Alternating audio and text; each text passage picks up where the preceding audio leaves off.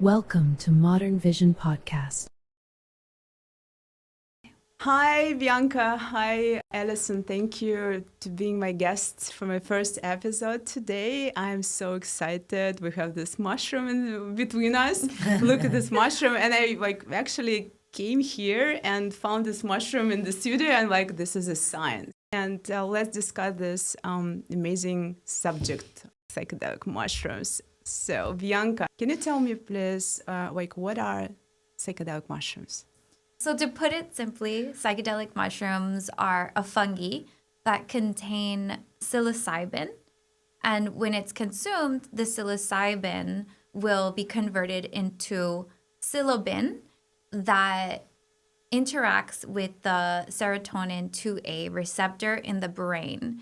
And what this translates into is that there's a dramatic effect on how the different networks of the brain can communicate with each other. And if you see, there's a lot of images online of a brain taking a psychedelic compound like psilocybin.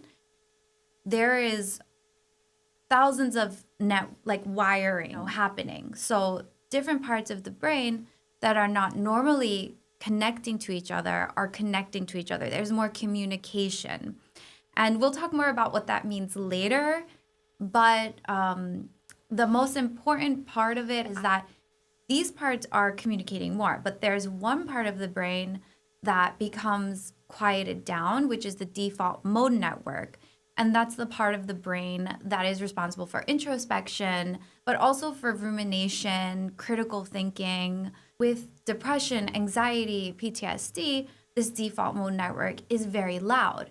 So when someone is taking this psychedelic compound and that is quieted, that is actually one of the benefits to how it is working in a therapeutic sense to show that person a different perspective, a different way of thinking, quiet down that language of unworthiness or extreme criticism. Can you overdose mushrooms? Not in the sense that we think of an overdose, like with other drugs. So overdosing on mushrooms would probably look like taking too much mushrooms and having a bad trip and becoming extremely paranoid. If it's done without the proper care, without the proper intention and preparation, then yes, of course, it can be dangerous. Are mushrooms addictive? They are not physically addictive, meaning the body doesn't get this biological addiction to it or something. But of course, there can be psychological addiction, as with anything. And actually, psychedelic treatment has been used to treat substance abuse disorders. Wow, really? Mm-hmm. Yeah. How does it help? Well, substance abuse disorders, anxiety, depression, PTSD, all of these things, I'm seeing it like it's a symptom of a root problem. The problem is not depression. The problem is not anxiety. The problem is not the PTSD. It's underlying the root cause of it. So it really, in the different ways that it works, it works to help reset the perspectives, the neural pathways, the habits. There's a way that it creates this sense of seeing things from a more flexible mindset. Mushrooms have been known to increase neuroplasticity in the brain. And what that is it makes you more flexible. It creates more learning pathways. How they are being consumed? Is it a powder? I've heard there are chocolate and candies. You could take them in a tea. You can grind them up in a powder and put them in capsules. You can just chew them up raw. There's a difference between all these methods? Slight differences. Pretty much, you can consume it in any way, and depending on the dosage and the potency, it will have the same effect or similar. What's considered microdosing and macrodosing? Like what numbers we're talking about? Microdosing would be anything below 1 gram. A macrodose would be 3 and above. But when people are microdosing, they'll usually be taking between 100 milligrams to maybe 400 milligrams, usually in that range, usually closer to the 100 milligrams to microdose, and it's sub-psychedelic. So when you're on a microdose, you're not going to feel those perceptual, visual hallucinations of macrodose. With a microdose, it's more like a little bit enhanced. I always say it's like drinking coffee and like having like a little bit of a boost, maybe a boost in your focus, a boost in creativity, in feeling more present. For some people, it induces relaxation. I think it's very adaptogenic, like it'll adapt to what that person needs. And microdosing, you have to get the dosage right for you, because if you take too little, it might not have an effect on you. And 50, as small as 50 milligrams can have a big difference to where you're not feeling it at all, to you're feeling it and it's an optimal level, or you're taking a little bit too much and you're processing things in your daily life where it might not be very appropriate. But you're not going to like go crazy and like see things and whatever. I should ask you, like, do you remember your first experience with psychedelic mushrooms? My first experience was not a good experience. Tell us. I want to know that. So, I would say my first experience was an overdose because I didn't know what I Live and learn, right? Right. I was in high school. I was 16 years old. I didn't know what it was. I didn't know anything about it.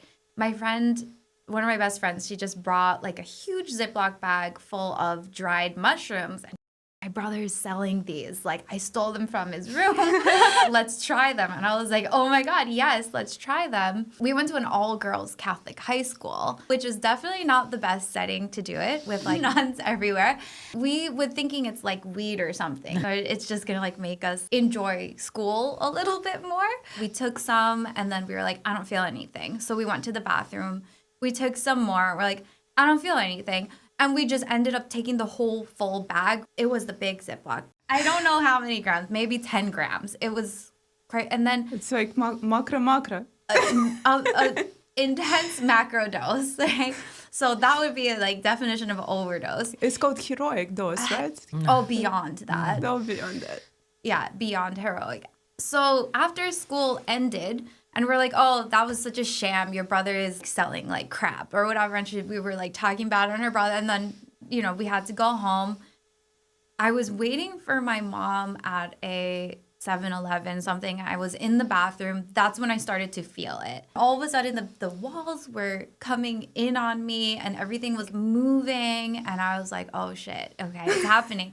So at this point, I'm like, okay. Like, I was very, like, adventurous and curious. And my mom comes to pick me up and she's telling all these corny jokes. And I was cracking up so hard. I was definitely high. My mom had no idea that I was high.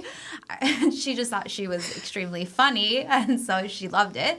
And then I had to tutor a second grader that I was tutoring, and I was really high, but I was still kind of under control. Like I ended up just doing her homework for her, not teaching it to her, and we just played for 2 hours, and she was the best playmate. She was the best trip sitter for those 2 hours. She was like playing with her hair and like making me laugh, and it was a very like silly couple of first hours. And then I took her home, and after I took her home, I was living in New York City. It was snowing outside, and you know, it was probably November, December, and I decided to walk up to my apartment, and I was looking outside, and it was snowing, and then the perceptual, you know, the ground looked really close to me. And this is where it could be dangerous, because I was like, oh my gosh, I can step onto the snow right now. But I was on the 5th floor, so no. I kept getting like snaps of reality back where I was like, oh my God, I can step onto the floor. And I was like, wait, no, I'm going to kill myself. I better not do that. That's insane. And then I went home, safely inside, went to my room, locked myself in my room. And this is when things started getting not fun. I started getting really paranoid. It had already been 4 or 5 hours. And because I had taken so much, the trip wasn't calming down. At this point, it was getting scary because I was thinking, okay, is this never going to end? I almost confessed myself to my mom, which would have been really bad.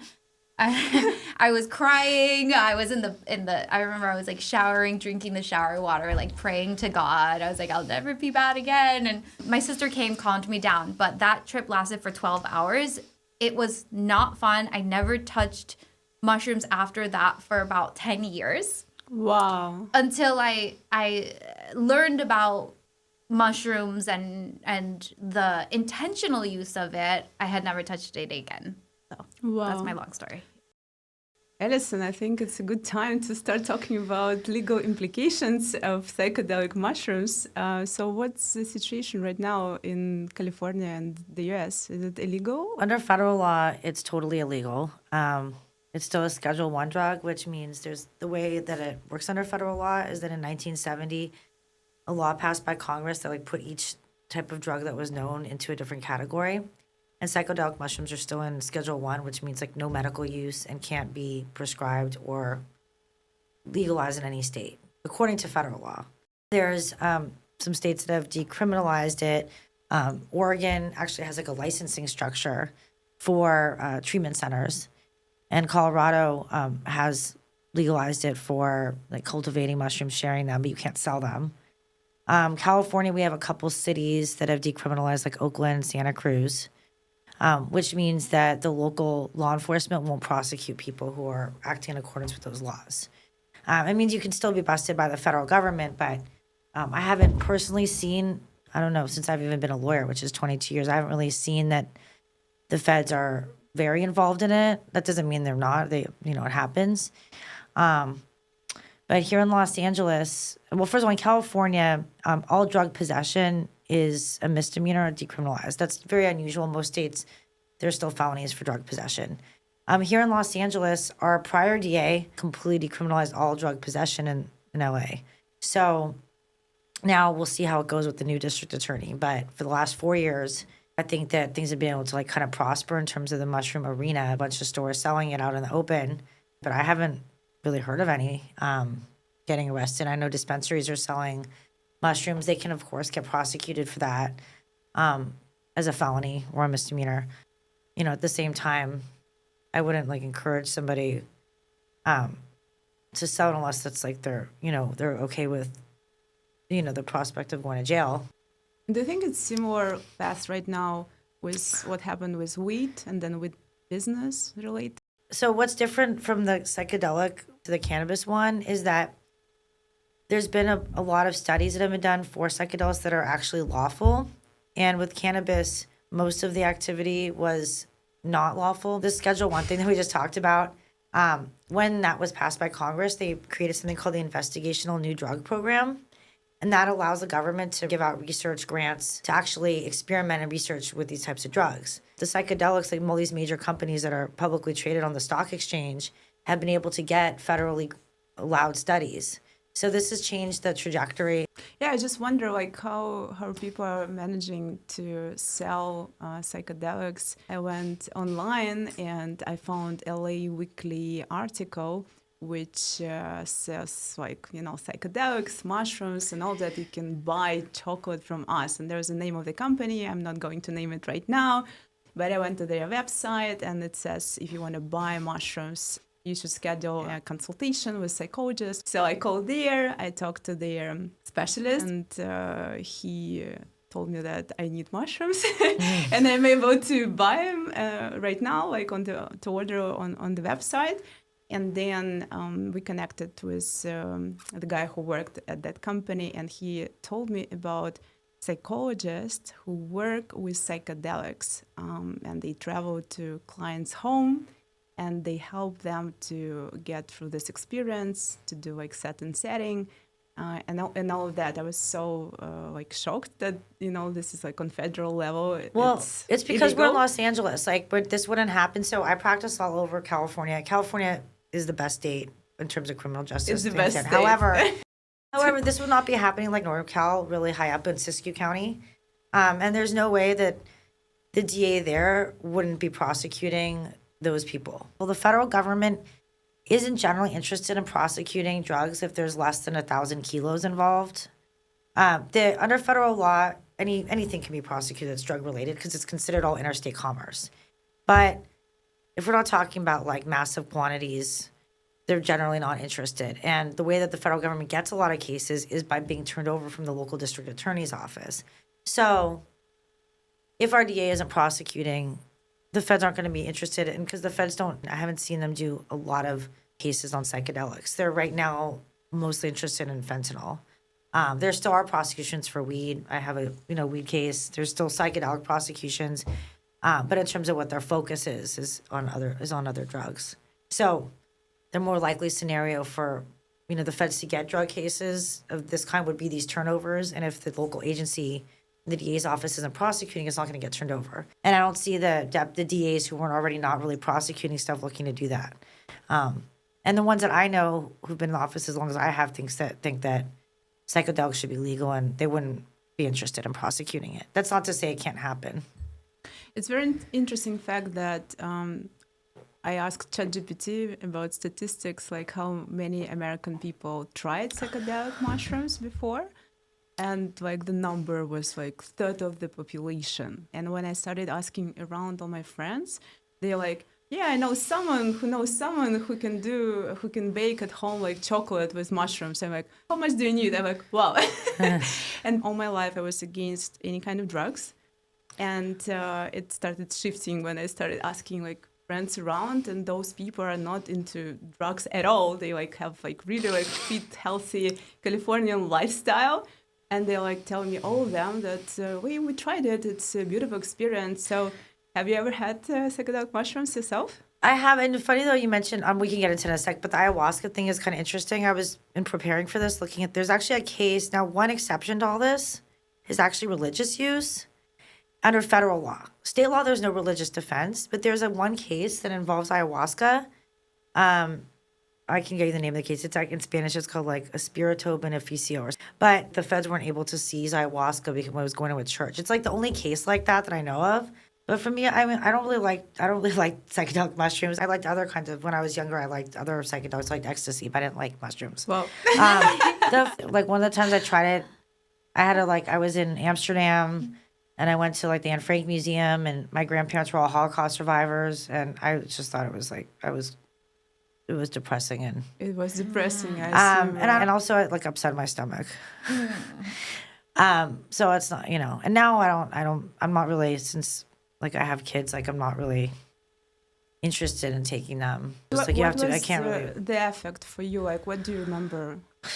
Like mostly like being scared and like depressed. More negative experience.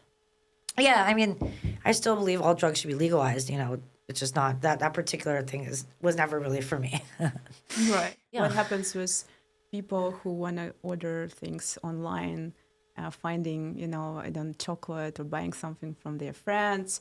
Is there consequences for people who are selling to friends like that and consuming? I don't really think you're going to have any consequences from consuming. Like driving in a car and police stops me. Well, you shouldn't be driving under the influence of anything that is going to impair your driving. So you can get caught with a DUI for that. Mm-hmm. If a cop found mushrooms, if you're in LA, you probably won't get charged with it.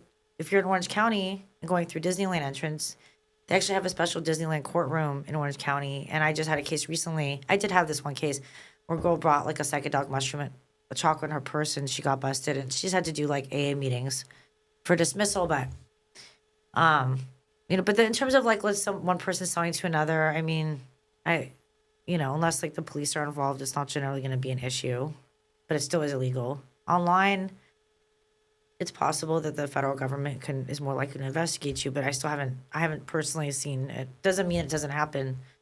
I only see so many cases, but I do like try to keep up on.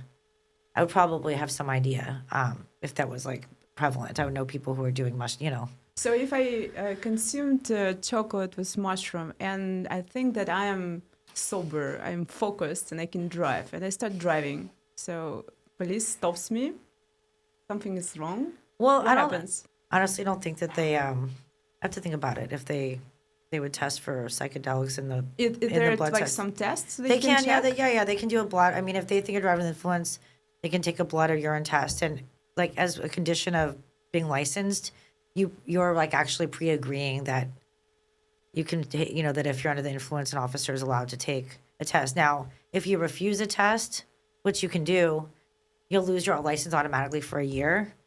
But it may be the best thing to do if like you have stuff in your system and like you're gonna get busted.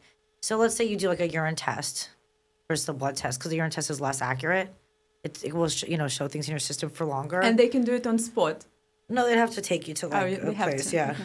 Okay. But let's say you did like a urine test and you had something in it, they could still arrest you for a DUI. But because urine tests are like less accurate, we would maybe have a defense in terms of that it was in your system already. And then it's just a matter of what does the driving look like. And in most cars in California, there's like a dash cam, so maybe you could see the driving, maybe not as the attorney, but. I think if you think you're sober, if you're on mushrooms and then at some point you're sober, I mean, I'm not as experienced as that, but I know a lot of people who are.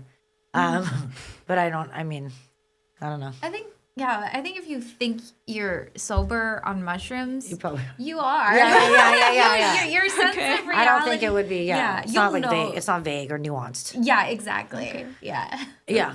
Makes sense. Yeah. You'll know when you're messed up. Yeah.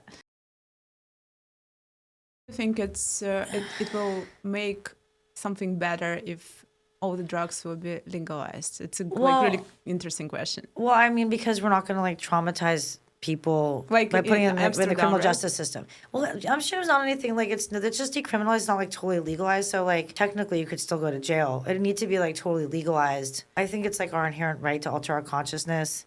And I don't think that, criminal law should be used to be like incarcerating people and traumatizing people through jail and stuff creates generations of people who have like, who are traumatized and have problems and are going to end up, leading to less public safety. Then we have other things like people, like let's say someone's arrested for one of these things, they like, if they can't afford to bail out of jail, let's say in California, most of the time for this, you're going to get out, no problem. Other states, you could be in jail for a long time. Some counties here, you could lose your job. You lose custody of your kids. Your kids are like probably fucked up in school.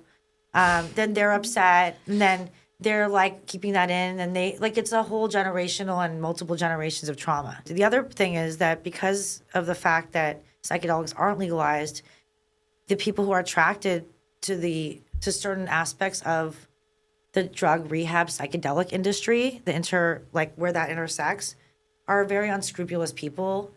Because the doctors that are willing to do it are sometimes people who have, and it's not because there's anything unethical about this, it's people who are willing to like skate some boundaries. Because if you're a doctor and like the DEA knows you're like dealing with psychedelics, you could lose your license. So the people who are so it's only like certain doctors generally who are willing to deal with this stuff. And a lot of them are totally unscrupulous. And that's a product of the continued criminalization. And like right now in these rehabs all across our city, we have like shady doctors who are like, administering, let's say, IV ketamine. Legalizing it would bring about like where all doctors could be involved. Like great doctors could be at the rehab and they could be supervising people who are doing drugs and it could be lawful. I think that's the reason the continued criminalization is why we have like the Matthew Perry death. If there was a real doctor who was like scrupulous, they would have watched him after injecting ketamine, because something people don't like realize, like people can like do dangerous stuff, just like you were, talking about, especially when we're talking about the method, we're talking about routes of transmission, and we're talking about like we're talking about IV introduction of psychedelics, especially when we're talking about getting stuff from the street or even not the street.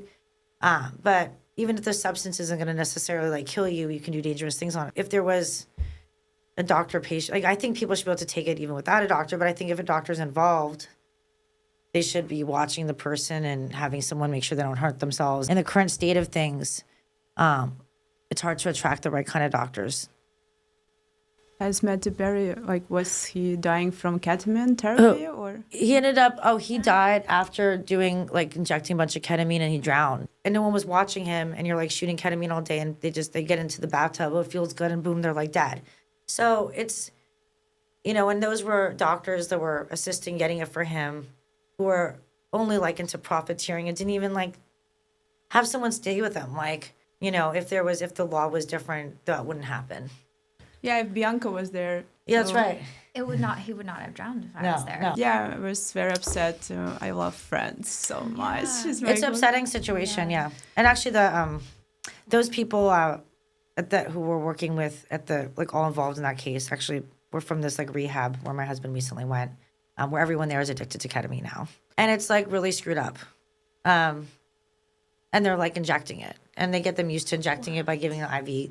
When you're giving IV ketamine to someone who's a drug addict, of course there can be benefits, but if someone isn't already comfortable with needles, you're making them now comfortable with needles. It's not to take away the responsibility of the individual, but it's also to note the societal, what happens on a bigger scale because of the criminal status. I have to ask Bianca, what's the difference between ketamine and mushrooms? What's ketamine? Ketamine is original, so it's a dissociative. It's not necessarily psychedelic in the sense of the word psychedelic, right? So mushrooms is organic. And organic doesn't always mean good, but here it does. But here it does. It's organic. It's okay. And ketamine is originally at a larger amount an anesthetic. So it's actually considered safe to use as an anesthetic and even used with animals and children at the dentist. In the Vietnam War, it was called the buddy drug, where they had a little vial with them. So if their, the mate was injured or dying, they would inject them with ketamine. I didn't know that. Yeah. So it's actually considered very, very safe in terms of overdosing, but is a synthetic drug. And there's varied philosophies on this, which one side is ketamine in the right context, in the right setting, with the right intentions, with the proper, care and the proper administration and integration, whatever preparation, it can be used very, very effectively for treatment-resistant depression. Some people will swear that it saved their life and that, this is the most amazing thing. I have a friend, he was depressed most of his life and he's taking ketamine, I'm sure, in pills form. In right? pill form, yeah. And that's good at least. He says it does improve his life and he's not addicted to alcohol anymore. It helps with depression and anxiety and he's focused working every day right now hard. So it does help certain people, right? And it's also maybe you can talk, can you maybe explain, I think it's important since you can explain this and articulate better than I can. If you could explain though the difference in how the route of transmission of a drug affects the experience and how a pill versus an injection, how that changes things. Right. Okay. So this is this is hard to explain too, but yes, definitely the route of administration, it impacts the absorption of how much you're going to get. So if you're taking it in a pill, you're only absorbing a certain amount of it. And if you're taking it through an injection, you're directly absorbing, a much, much, much higher percentage of it. Because it doesn't go through your digestive system, that breaks it down. It just goes straight into the bloodstream. Without any, Exactly, right? So it just hits you hard and fast, and it's a very intense experience, quick experience. And that's also, I think, why it can be addictive, because it's a quick experience. You can go far out and come back quickly. And there is a feeling component with all psychedelics. Well, I had to do an experiential study as a therapist where I was the client and the therapist. Oh, really? So I had to do it I hadn't done it in the IV, but we did it in all other forms, which was intranasal, under the tongue. And we even did the injection, which... Oh my God. The IM was intense. And I haven't done the IV. But But yes, the feelings are very different from how you take it. Mm-hmm. So the experience is very different from how you take it, the dosage that you take it. But also, ketamine can be addictive, can be highly addictive. Even in the studies, even in the research from the 60s, it wasn't criminalized just yet. They were using it for therapeutic purposes. There were actually some like head people that were addicted to it.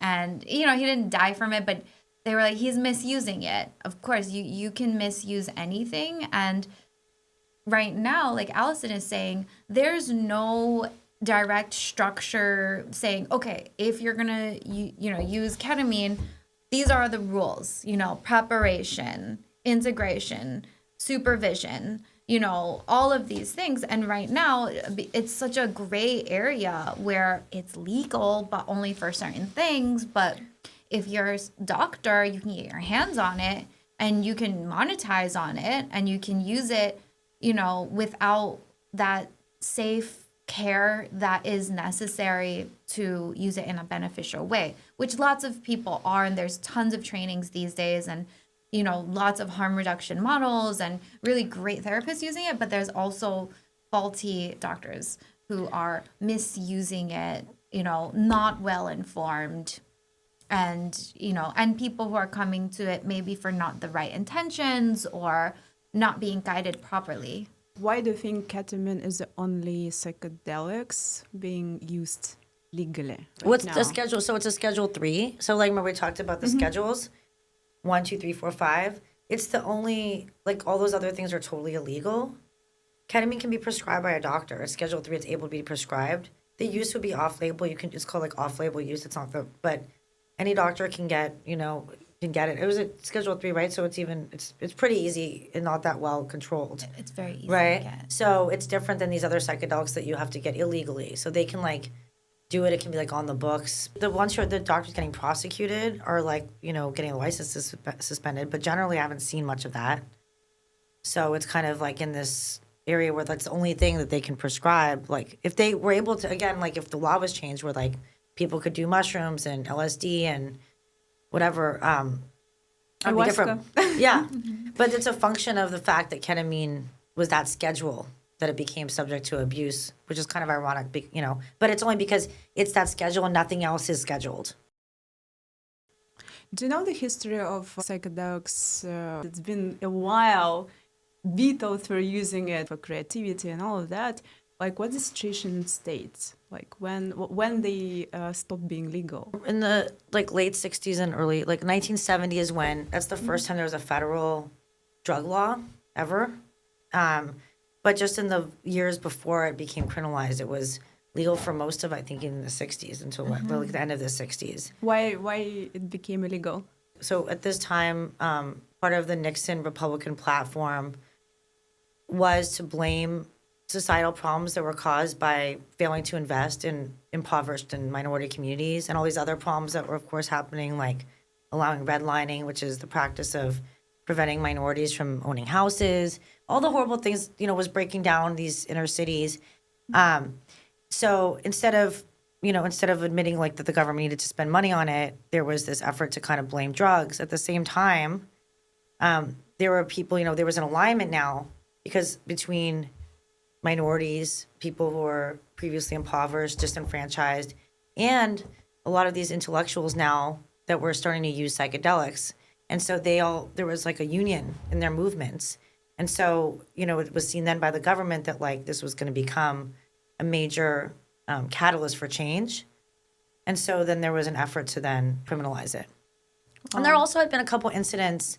This always kind of happens where I forget exactly who it was, but a famous, I think, TV personality, his daughter had in the early 60s taken LSD and jumped off of a building or something. And it's interesting because the beginning of the drug war also, this guy named Harry Anslinger, who was known to be, he basically started the Bureau of Narcotics in the early 1920s and was kind of the first major drug warrior. He also came from a mother that was addicted to cough medicine because until the 20s, basically pharmaceutical companies were putting opiates in all sorts of stuff, cough, over-the-counter cough medicine, all this stuff. So his whole life, his mom was an addict of opiates. And I remember reading about like that he would hear her screaming when she was coming off of like heroin and stuff, and how it affected him and made him be very, want to basically, just like I guess villainize the drug versus his mom. I never took that like aspect of the other side to like, I understood it intellectually, but I didn't understand it emotionally until my own son, who knows about my husband's situation, is always talking about how he wants like someone to beat up the ketamine dealer. He wants like my other relatives to, beat up my husband's dealers and all this stuff.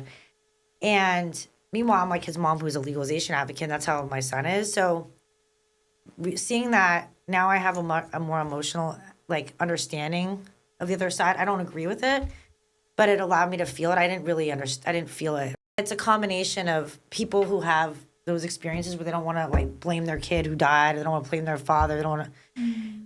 And then it's like kind of like, not like a conspiracy, but more like different aspects of the society that have this, come to the same point of view, and then they all come together. I think it's a combination of the government's objective and villainizing drugs. Do you think they will be legal again soon? Like at least psychedelic mushrooms or LSD? Or I think that probably in the next 10 years, mushrooms, all psychedelics will become legalized. And that's because, and it's going to be better, I think, than the cannabis situation. Why? Because the cannabis situation has totally become imploded. And the reason is that we still have the federal law that prohibits it. So there's no interstate commerce legally. And then our state law, the way it was passed was that like it allowed for the local governments to control whether or not the counties would participate in the commercial cannabis. And only some counties did. So there's like 44% of the counties in California don't participate in retail sales of cannabis, right? So because of that, and because of like the restrictions, regulations, like the entire industry pretty much imploded because there wasn't enough retail places to legally sell.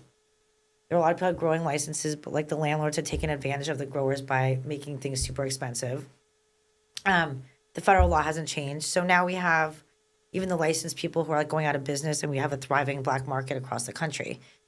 Psychedelics, on the other hand, the fact that all these major pharmaceutical companies are already in it, like Johnson & Johnson, all these places, then they're all doing it legally. That's going to create a momentum for change. I think it's like maybe 10 years away, so within 10 years. I mean, for ecstasy and LSD and mushrooms, it could be in 5 years. But I don't want to be too optimistic considering my dad's been fighting for legalization of marijuana since like 1967. It's been a while. You know what I mean? So like, and here we are still with like, it still is a federal crime, but it had taken a different trajectory. And it's because big business got into it. Fortunately, the psychedelic situation, I think that's going to help it. Bianca, what do you think? What's your perspective? Why it's still illegal? Allison said it so beautifully. There's so many dynamic like things happening that came to that time, that came to that conclusion at that time from like a psychologist's perspective and seeing the culture behind it.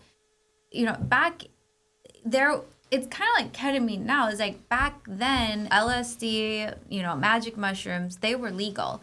So there was no really regulation on like how to use it, or there was no really regulations. It was being used properly by many people, and there was lots of amazing studies showing amazing results, and there was also misuse of it as well, and misinformation.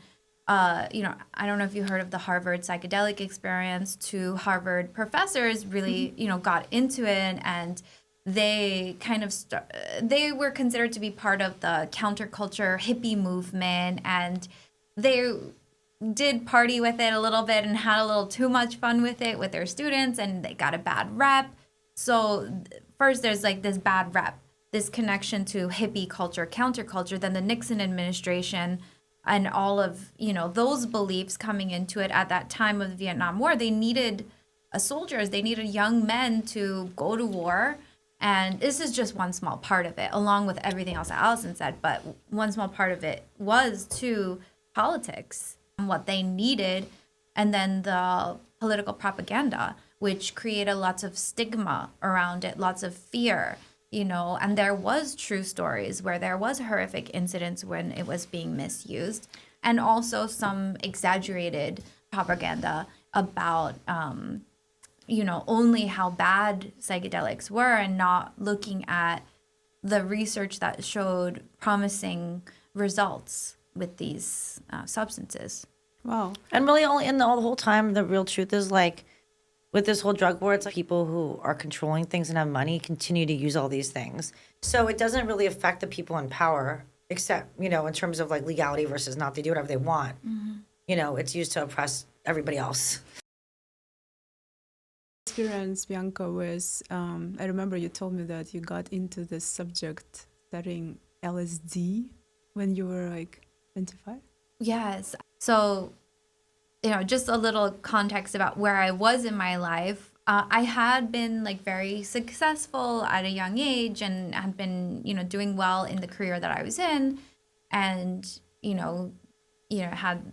was in a long-term relationship, whatever. Everything came falling apart in my life. I had a midlife crisis at 25 where I Pretty young. Yes. Wow. Really serious crisis in my life where every single thing that I thought was true, everything about myself, about, everyone in my life, the things that I was doing, came to crashing down, and I was lost. I was completely lost in my life. And then I started, for the first time, I think, reflecting on, what is the meaning of life? I don't know. I started getting deeply like questioning life, reality, myself, and just what is this existence, right? And I was reading, I got into yoga, I got into meditation, and then I got into new age books, and one thing led to another, where there was this link between new age and, alternate states of consciousness leading to self-actualization and freedom and understanding reality in its truest way, whatever. And then something about LSD and how, there were these, psychiatrists administering LSD and finding profound results about, just changing people's lives, like transformatively, spiritually. And because I was on that spiritual path, I felt like I really needed to try LSD. So I experimented. Pretty strong choice. I am very, and I guess I'm very, when I have my vision, I can't stop myself. So I had my vision of, this is what I need. This is calling to me. It was a few years after that until I actually was able to like find some, or it landed on me. Did you do it like yourself, or you found some group of people who knows how to do it? I did it, but I read extensively on it for, about how to do it, about how the psychologists and psychiatrists were doing, about the intentional use of it, about preparing for it. And I used it very intentionally, but by myself, not alone. I was with someone, someone who was safe. We really, made it important to have like a right mindset and really safe setting when we were using it. And I had profound results. It was life-changing for me. It was life-changing, not to get into it too much right now, but it was life-changing. And there was a point when I did it, and at a certain point, I was like, I got everything I need out of this. All my questions are answered. I don't need it anymore. So I just have never touched it since then. So it was not addictive to you? It was not addictive to me because I was seeking something from it. I was seeking answers with it. It was like a tool for me to dig deeper into myself and feel more connected to the universe and feel more connected to the nature of the universe and just myself. And, I had a lot of profound realizations. And then at a certain point, I was like, I took it. I didn't feel any different. I had an amazing time. I had an amazing experience. We actually rented a place in Topanga Canyon, and we took it and we were just like walking around, and the person I was with was like really tripping hard, and I wasn't feeling. I was just like, I feel exactly the same. But then we met some like 80-year-old hippie who like lived at the top, and he like took us to his house, and we like followed the stranger to his house. We told him we were tripping, and he was like, awesome, let me show you something. And he was at the top of the Topanga Canyon, and we were sitting on a bench, and there was these hummingbird feeders, and there was hundreds of hummingbirds. It was crazy. It was the most crazy experience ever. Hundreds of hummingbirds just coming right in front of our face, and just kind of, and we had to sit very still because anyway, it was amazing. I just imagined that. It was amazing. So beautiful. It was so beautiful. It was so amazing. But I didn't feel any different. I didn't even get high of it. And I felt like, oh, you know why? Because, and maybe I got a bad tab. I don't know. But this was meant to be. I just said, you know, I don't need it anymore. I've learned everything that I need to learn from it. It was a tool to get me to where I am right now, and I feel satisfied with my journey and where I'm at. So I just stopped it and never taken it since then. When you decided you want to be a psychotherapist? After that experience? After that experience, but not because of that experience. Okay. It was not a linear journey. After that experience, I thought I wanted to be a yoga teacher. So I was a yoga teacher. I studied that, and then I thought, oh no, actually I want to be a hypnotherapist. So I did the hypnotherapy thing, and then I ended up doing an internship at Columbia University for a research, psychological research, and I thought I was interested in that, but I was doing the research. I was one of the ground researchers, or I would go to the houses of the people that we were researching, interview them. It was, low SES in the Bronx. Actually, it had to do with children of who had one parent in the criminal justice system. Yeah, I went to Columbia also. Oh, wow. Yeah. Nice. Yeah, it was had to do with the criminal justice system and how it affects longitudinal effects of the teenager and drug use in the teenager. So drugs, and I didn't even make this connection until now. But doing that, I was like, I actually don't want to do research. I want to work with people. I want to work one-on-one with people, because I had so much fun. I was one of the best recruiters, and I had so much fun interviewing people. So then I decided to, How many years you need to study for psychotherapy? For your doctorate degree, it depends on what school you go to, but 5 or 6 years. And during those studies, any information about psychedelics? No, not at all. I went to Christian University. I was very closeted about my interest in psychedelics. I was already kind of this image of a little bit hippie, a little bit loose. I'm very into yoga and all these alternative modes of therapy that aren't just psychedelics, but natural. But, in the educational world, in most schools, they don't really talk about alternative methods very much. Nowadays, there's a lot more happening. I didn't come out about my interest in psychedelics until my internship year. And I did my internship at Cal State Northridge. And the director over there was so enthusiastic about it. And she let me do a couple of workshops for the staff and for students. And there were so many people that showed up and so many people that were interested in it.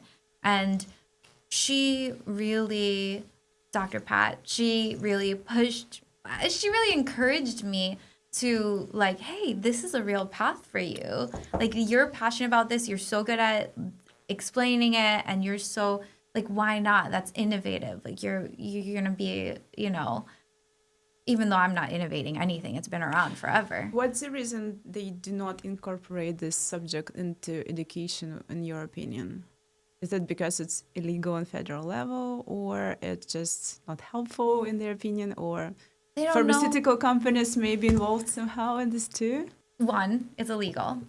2, they don't know much about it because they're not that we don't know much about it. There's lots of studies done on it, but there was a halt in studies being done on it from the 70s to the 90s. In the 90s, we started studying it more only in research settings. So there was like a 20 to 30 year gap in the studies. So I think just not feeling confident in the subject, and it's just not typical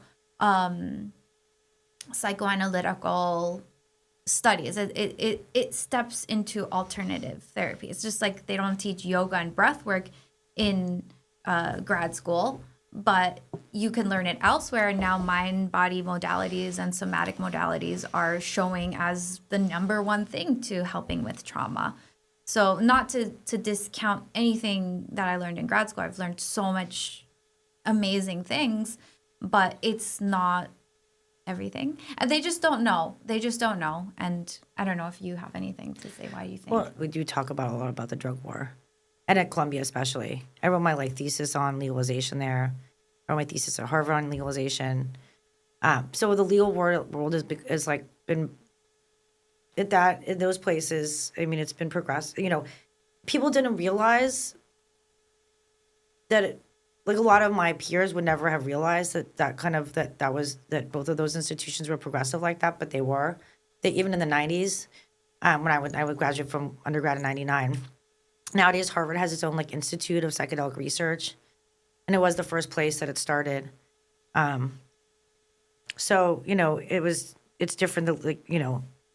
But that's because I was already I've been interested since I was 12, so I kind of sought it out. But it's just a little bit different than I think the traditional world of the psychotherapy, and so it's just different. You're studying things in a different way. What's MAPS, Alison? I know you know a lot about it. Well, yeah. So MAPS is a nonprofit that was started in the 80s by a guy named Rick Doblin, who actually went to Harvard Graduate School and had the same professor that I did for my paper that I wrote, which was on the right to get high, a guy named Peter Barton Hutt. And Peter's been a lawyer for MAPS since the 80s. And Peter is also the most senior member of the most prestigious law firm in the country. He happens to be this guy, Professor Hutt. He does winter term at Harvard, and he's specialized in FDA law.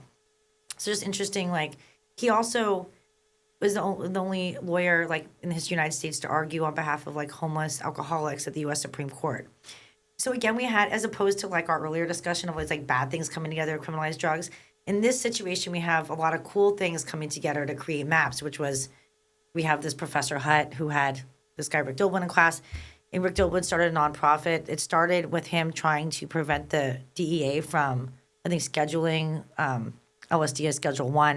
And even though he lost that, they've been able to do research in psychedelics under the Investigational New Drug Program since about the 80s. And they've raised I was just reading over $140 million for it.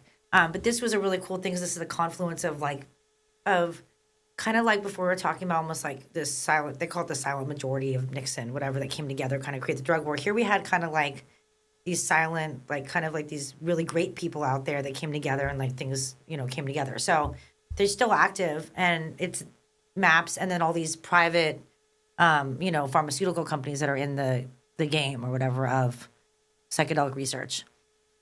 So it's pretty cool. There's a list of psychotherapists on the website of MAPS, correct? And you can go there if you want to verify if those people are experienced working with psychedelics. So is it a good source where you can do that? It is a good source where you can do that. MAPS is the leading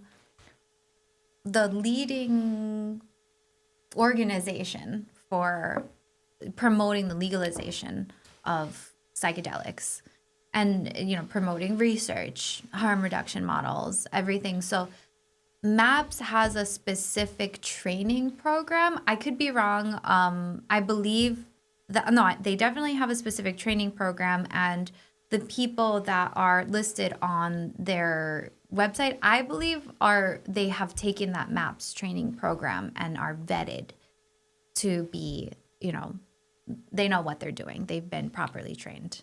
Have you taken those? I haven't taken the MAPS. I've taken independent courses. So I was in that experiential study of being the therapist and the client for psychedelic assisted therapy. I've taken other trainings that wasn't MAPS. These trainings are extremely expensive. That's the only thing that I would say that I don't like about them. But I've taken tons of other trainings that are not, it's not MAPS related, but the concepts are all the same. They all align and they're all, they're all aligned in that same way. I see. Alison, so what's happening if I travel with psychedelic mushrooms across US or internationally?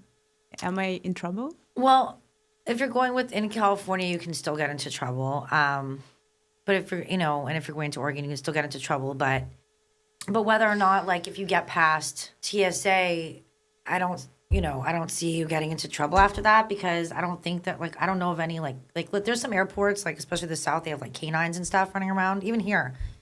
But I don't know if the canines can smell psychedelics. I have to, go look at that. I don't think they do. I don't think they do. Which is funny, although, funny enough, I was just thinking about this because there's a non-psychedelic mushroom, the truffle mushroom, that pigs and chocolate labs, all labs, they dig for. That's how they get. And I have a lab. And I'm just thinking about how does the lab, they probably could be trained in it, but I don't know if many are. I've never heard of a dog hitting a psychedelic mushroom kind of thing. You're not supposed to do it, but I think once you're past the TSA, you're probably okay, unless they're already onto you. Or chocolate, But it's still, I wouldn't the biggest thing to be concerned is where you're going and what the laws are there. Basically, if you're going to Texas, it's a problem. Anywhere in the South is a problem for even anything cannabis.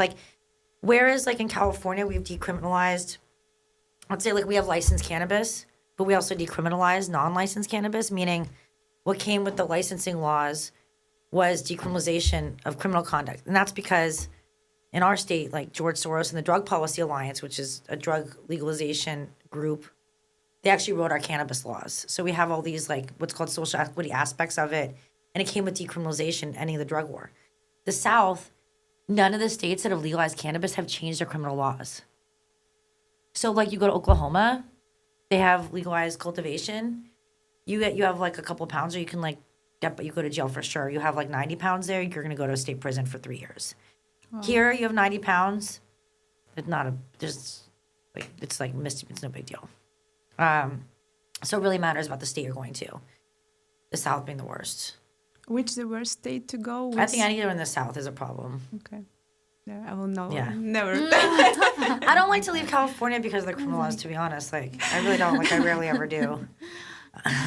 we have great laws here, for sure. You can steal stuff for $800 over less than $1,000, right? You can steal. No, you can't steal anything. Here's the thing. That's what opponents of my friend who's just this progressive DA, George Gascon, say. No, it's a misdemeanor for stealing under $900, but people still get prosecuted all the time for it. It's just there's Republicans and people who are trying to bring back more draconian punishments.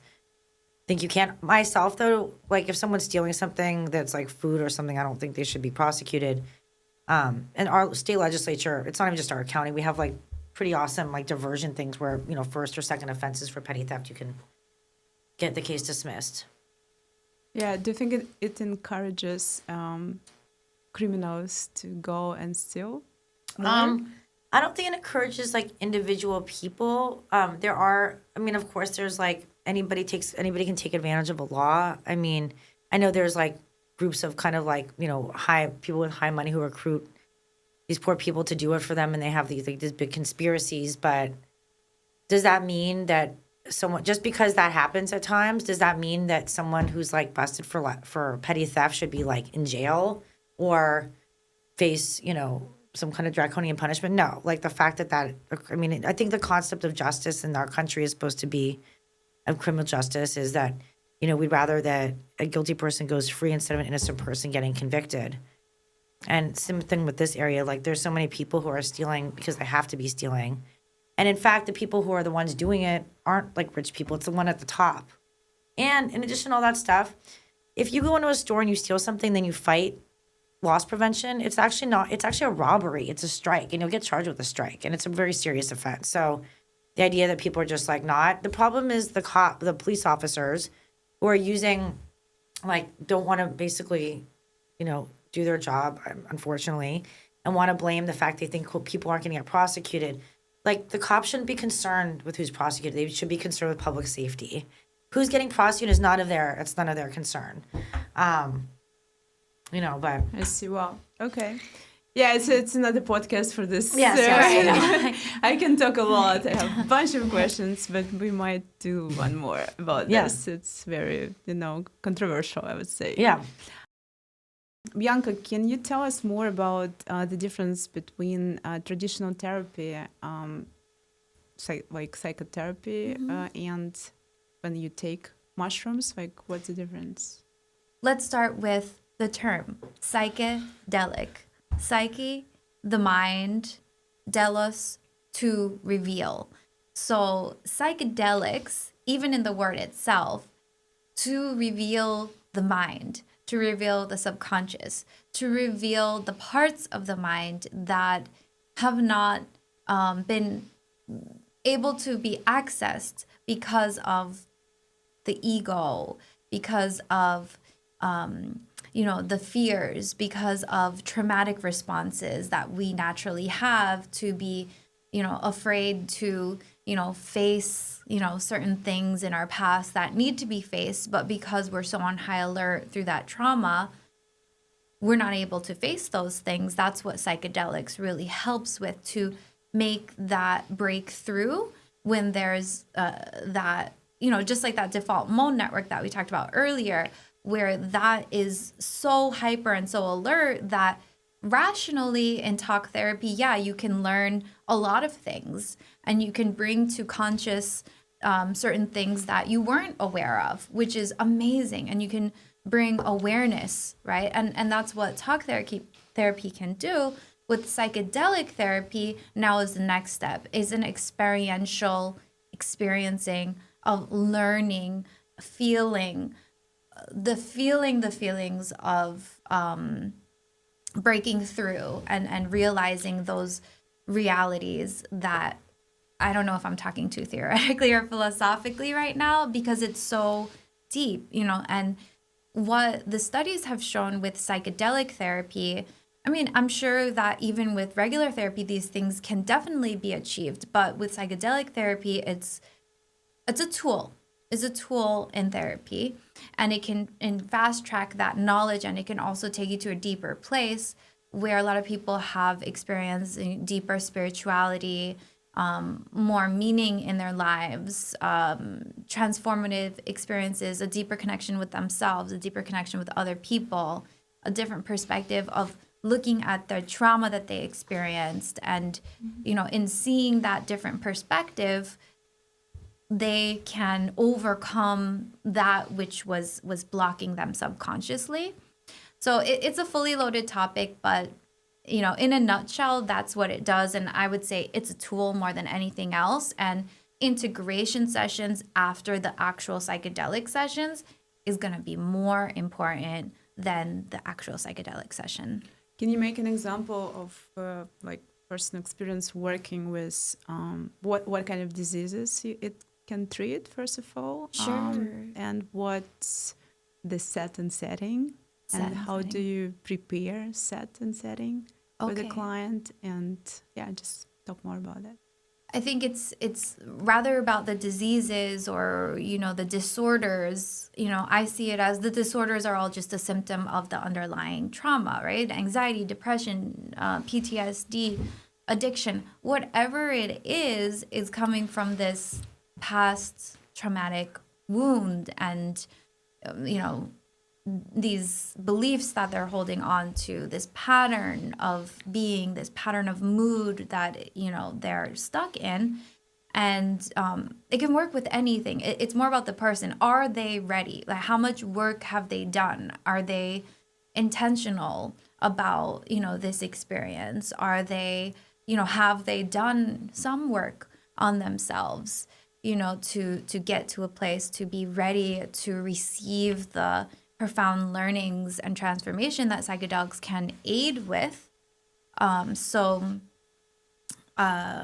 set and setting is important, right? Mindset, right? Mindset includes what the person is coming in with, everything they're coming in with, which includes like cultural background, their current environment, even the physical like chemistry of that specific person and how it interacts with that, substance. And, their mood, their everything, right? This is the mindset, this person, everything that about this person that's coming into it. That's the mindset. And the mindset can be preconditioned with pre-sessions, right? So the mindset, we do pre-sessions, and some people only need one pre-session. Some people, we need several months of pre-sessions. And that's just basically, what are we working on? What are your intentions? How much work have you already done? And what are we really going to focus on? That will determine like the length of time we prepare for a session. But we're always going to prepare for a session, and that's going to contribute to the mindset, which is going to create that safety in their self, and in with the rapport with whoever is sitting with them, whoever is guiding them through this. And the setting is, right, the setting. Where are we doing that? Are we doing it in my office? Are we doing it in, someone's house where they might feel more comfortable? Are we doing it in what's more common? They travel to your office, or you go to their more common they home? travel to my office, and we'll have someone pick them up after the session, so they won't be driving. But it'll be my office, usually it's controlled, it's, nothing is reminding First them floor. of their own. It would be, first floor, yeah, definitely not high buildings. If it's not on the first floor, if we're going down any steps, then, we're holding, and we're not walking anywhere when you can't walk, But psychedelic mushrooms, you don't really have problems with walking. I would say that's more with ketamine. You were telling me before that the client just comes to your office, put the headphones, so that's the part of the process, right? So if you were to ask what would a psychedelic therapy session look like, it looks different in every setting. It's very intuitive process, but within a structure. So the structure would look like, we come, we talk a little bit about fears, intentions. Okay, well, we're setting the mindset. We're working on the mindset. We're going to do some grounding. We'll maybe do some stretching, some yoga, some meditation, some breath work to ground and remind some tools that, hey, if you start to feel anxious, these are the tools that you can use. And I'm always here to hold your hand, I'm really there to keep them safe on that day. That's really my role during that tripping part of it. And then, usually we will have like earphones. They'll have earphones on and an eye mask and go inward and have an internal journey. Some people like to not have anything on them, which is totally fine, and it works great, and they want to have like more conversation, which is great. So I would say it really depends on the person, how it looks like. But in the research studies that have been shown, that having the headphones on and the eye mask on helps someone, get into that more introspective state of like going deeper within themselves. Is there a music playing? Music, yes. What kind Always of music? Not Bob Marley? almost no lyrics. Bob Marley or That Michael would be Jackson? mine. No, nothing like that. Very ephemeral. There's a mix of music, and the playlist is actually created to help with, at first it'll be calm, gentle sounds, and then it'll kind of go up. It will like move up to a more intense to get to that intensity, and then it'll come down again. It might go up a little and come down, and then it'll at the end of it, it'll come down. But there will be like an intense part of the music too, which matches the, around the time where the peak of the mushroom trip would be. So maybe like an hour and a half to 2 hours into it, the music will be a little bit more intense to get through to those intense states. Yeah. That's what happens. So you're just sitting next to a person holding someone's hand, or just watching, or are you do you record something or? If they want to be recorded, we could record just so that they can see themselves afterwards. I'm around. I'm not like, it depends on what they want, right? So usually I'll give them some space. So I'll have like my office here and kind of another area like over there where I'm close. I'm watching. I'm there if they need anything, like to go to the bathroom, for water, to talk, which people will need in, they're not just there the whole time like this. They'll come in and out of it and we'll talk a little bit, go back, talk, go back. It depends on the person, really. Some people don't need hand holding. Some people need, that grounding. I'll take notes. I'll meditate. I'll be present with that person. My job is to be fully present with them, whether or not they're engaged with me. I'm engaged and in tune with their needs for that journey. What kind of problems can be resolved? And like let's say I want to do just one session and I haven't done any work before. Okay. How can you help? What's your problem that you want to work okay. on? Just anxiety, like more, Anxiety? most of generation. Okay. Right? I would say if someone comes to me, they haven't done any work and they're like, solve my problem, I have anxiety. Give me the magic pill. No. No? No, it's not a magic pill. It's not a magic pill. That's not how it works, right? I mean, it could be, but most likely no. We're going to have to do pre-sessions. We're going to have to, get to know who you are and where you're coming from and what's contributing to these issues before we even go to the mushroom. We want to treat these psychedelic substances with respect when we're using it intentionally. We really want to use them with respect. Even in the ancient times, they were used and they were used for healing and spiritual practices, but very intentionally and with respect. If you're not respecting these substances, it can be dangerous or not effective. So if I have depression, I'm taking antidepressants, and can it help? Can mushrooms help? Yeah.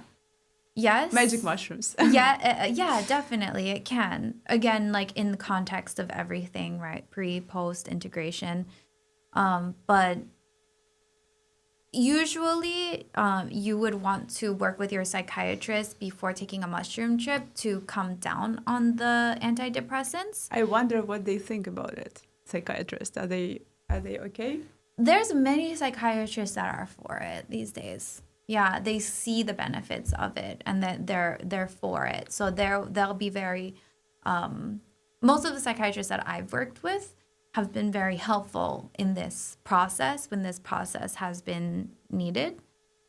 Can you make us an example of, 3 clients with their goals, what they were aiming to achieve, and how long did it take with help of psychedelic mushrooms and your help? So I'll tell 3 different ranges of people, right? One, person came with intense anxiety, really debilitating, really felt like in that frozen mode. And she had done a lot of work in other ways, and she kept hitting a wall with that. And that's why she came to find me. She's never even done any sort of psychedelic before. So we, prepared for it, and we did two individual journeys and one group journey. I met her one group journey, and which was like a smaller dose. And after those 3 and, integration sessions, in the matter of a couple months, she said her anxiety had totally lifted and she had never felt this free in her life. So that's one case. Now, of course, we're still working together and the anxiety comes and goes, but it's not debilitating. And there's one person who came as not with anything specific. They were happy with their life, happy with everything, but wanting to change a few things. Some bad habits, wanting to,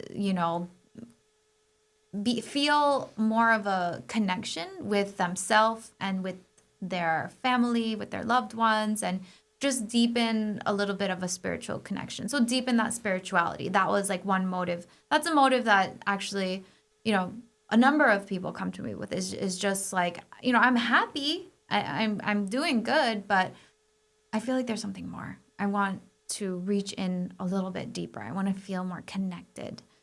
And 2 sessions.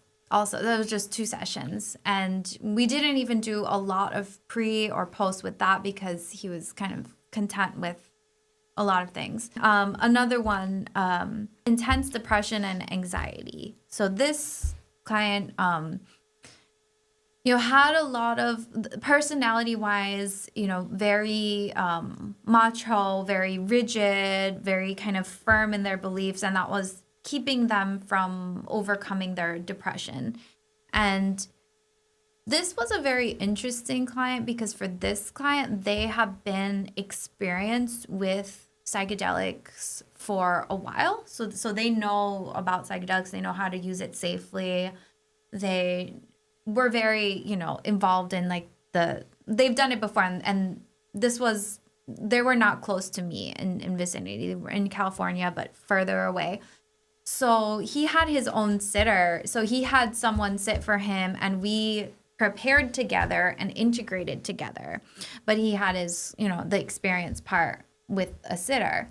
But we really prepared for months because of this, and then integrated for months.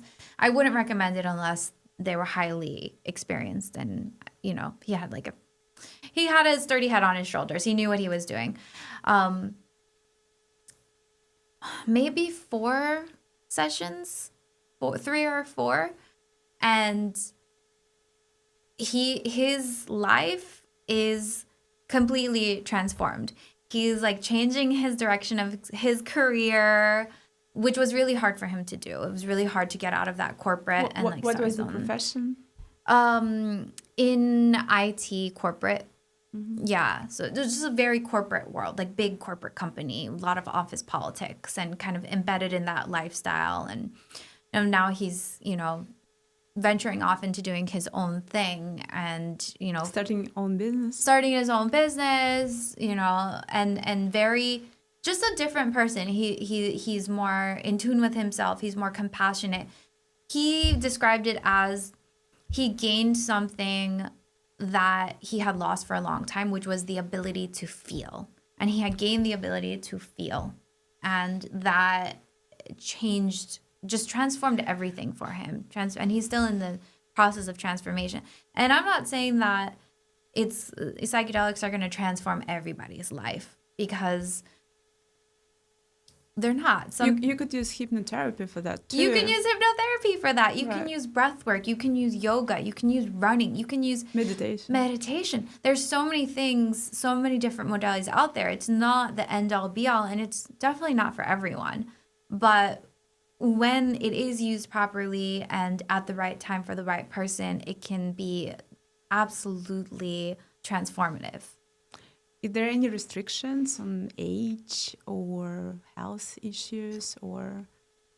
I mean, I wouldn't work with anyone anyone underage, or at a certain age too, over a certain age, and how their health conditions are. What health conditions are they struggling with? Any heart conditions? We know that brain is being developed at 25, right? So if someone comes to you at 22. And you were saying that there are neurotransmitters and new connections are being happening in the brain, such a big change. Would you recommend someone who is 22 coming and doing it? Oh, yeah. Yes. Yeah. In that way, that might even be a prime time to try it. And, it's about the integrating experience. So how are we going to integrate those new neural pathways? Because even at 22 years old, yes, your brain isn't fully developed, but you're likely have certain preconditions or programs that you're already being programmed in certain ways that are serving as a problem for you. And especially if you're seeking this and if you're coming to me, there's something that needs to be rewired there. even though it's not fully, so we're going to rewire it, and maybe we'll get the results, quicker and more effectively because the brain isn't fully developed. I don't know. I actually just thought of that now. I have no idea. But yeah, you're still an adult. I would also gauge maturity level too before, 22 years old, but what's your level of maturity before we go into something like this? And we are talking about microdosing, right? So there's, I tried microdosing, it's called, right? Like the micro, like the candies. I tried 4 times just for the sake of this podcast. Okay. So the listeners, please forgive me for that.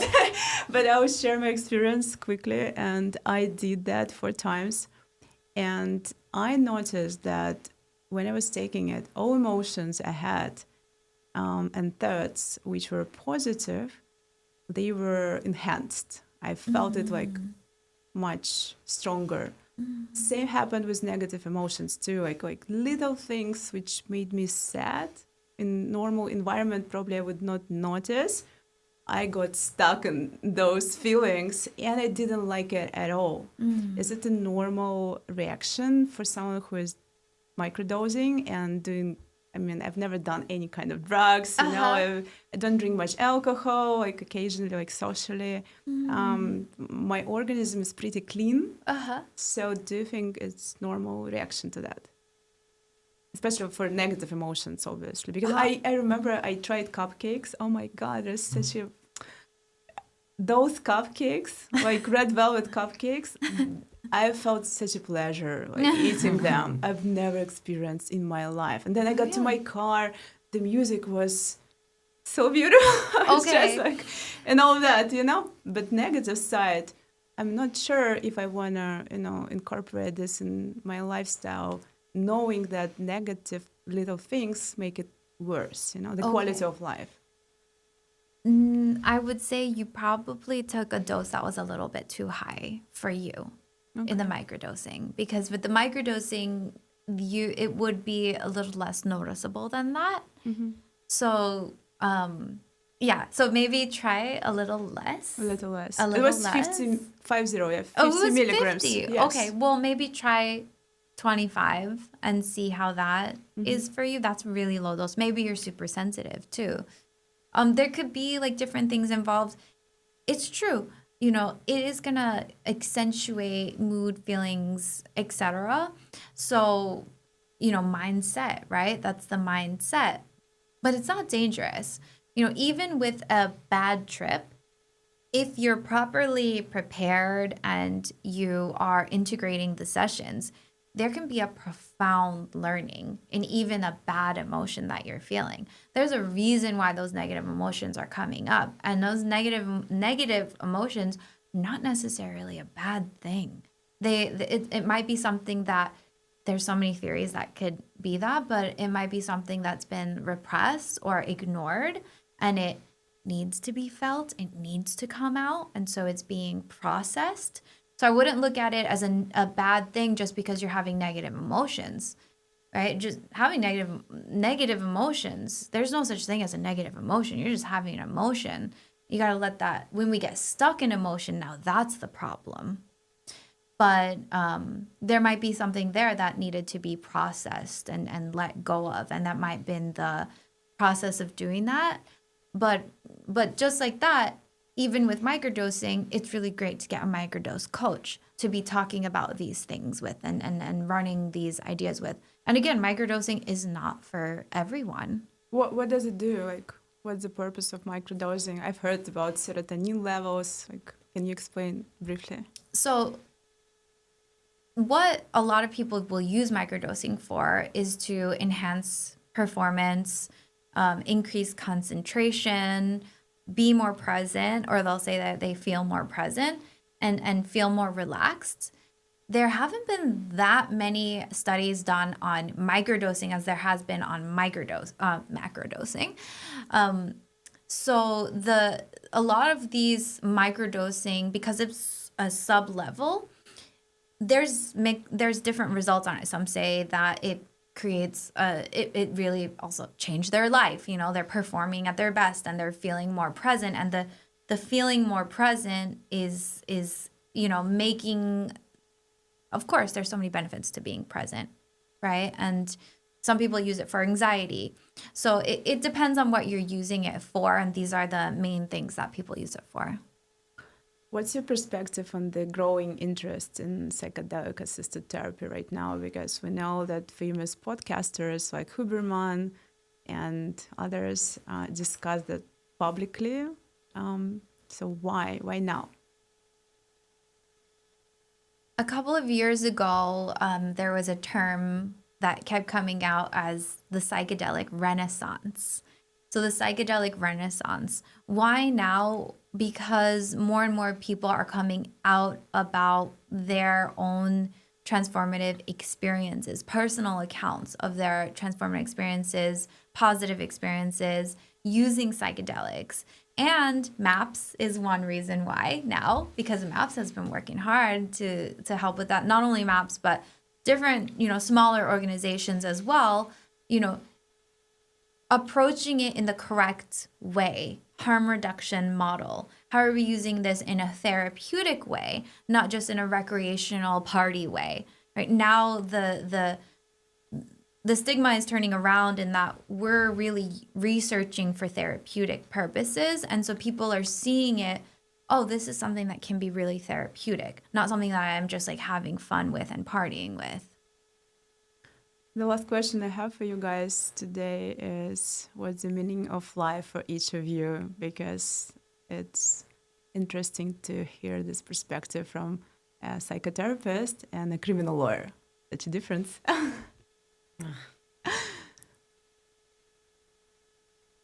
don't know. I guess, I don't know what to say in a meeting, but I think that what it's about is, you know, trying to, like, just do things that you feel good about, things that give you goosebumps when you talk about them.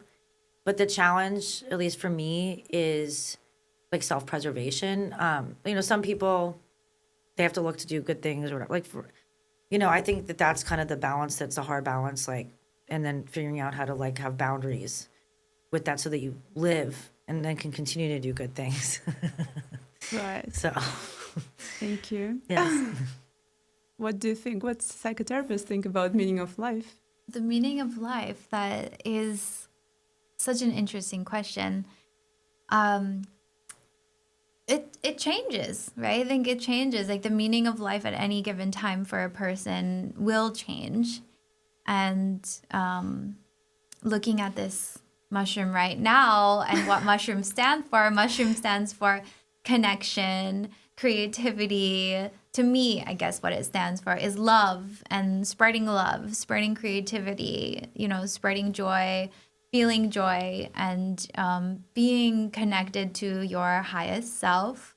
And that's what I think it is right now for me. Wow, it's beautiful words. I mean, thank you guys for being today with me, and we did it. Thank So, you. yeah. Thank you. Thank you. Thank you so much. Yeah. Thank you. Follow Maria Vinogray on Instagram.